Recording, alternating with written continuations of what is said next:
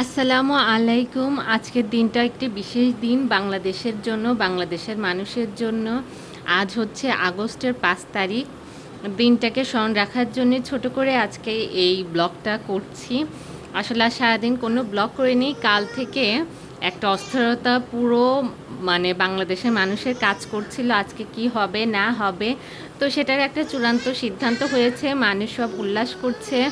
ওই যে বাড়ির ছাদে বাহিরে সবাই হচ্ছে, আমরা একটু ভেতরে থাকি সেজন্য শব্দ পাচ্ছে কিন্তু কিছুই দেখাতে পারছি না।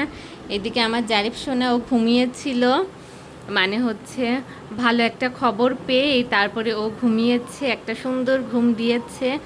তো ওকে ওকে নিশ্চিন্তে ঘুমিয়ে রেখে আমি আমার কাজগুলো করে নিতে পেরেছি। আর কোনো টেনশন ছিল না, কোনো হেলিকপ্টার বা কোনো গুলির টেনশন ছিল না। কারণ এই কয়েকদিন বাংলাদেশের নিউজই চারদিকে আছে, সবারই মোটামুটি জানা। আর জারিফের পাপা গিয়েছে আনন্দ উল্লাস দেখার জন্য। সামনে মেন রাস্তায় অনেক মিছিল যাচ্ছে, তারপরে বোমা হচ্ছে কি বলে আতশবাজি করছে অনেকে, ওটা শব্দ পাওয়া যাচ্ছে।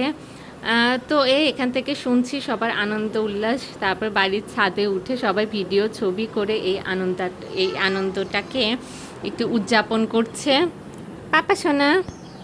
আর এই তো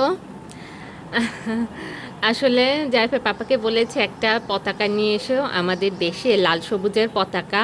ওই পতাকা দিয়ে জারিফকে একটা ছবি তুলে এই দিনটাকে মনে করে রাখবো, স্মরণ করে রাখবো। কারণ হচ্ছে কি বলবো, প্রায় 1 মাসই বলা যায়। এতদিন ধরে যা হলো সেটা আর বর্ণনা করার কোনোই দরকার নেই, পুরো নেট জুড়ে সব কিছুই আছে। আর এটাই তো, এই দিনটার জন্য ছোট করে করলাম।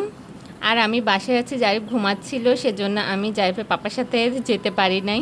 দেখি সন্ধ্যার পর যদি বের হওয়া যায়।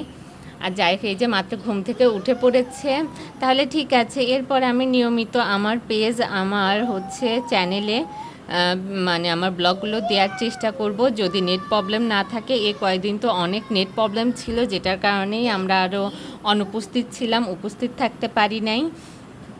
তো এই হচ্ছে ব্যাপার। তো তাই কিছু পুরনো দিনের ব্লগ যাবে, তাই ওটা দেখে আবার কিছু যাতে সবাই না মনে করে লকডাউনের সময়ের কিছু ব্লগ, তাই যে সময় সে সময়ের কিছু বর্ণনা আছে সেজন্য আগেই বলে নিচ্ছে। এখন থেকে কিছু পুরনো দিনের ব্লগ যাবে, আস্তে আস্তে আবার নিয়মে চলে আসব। কারণ আগে কিছু ব্লগ জমে আছে, সেগুলোও তো একটু আপনাদের সাথে শেয়ার করতে হবে।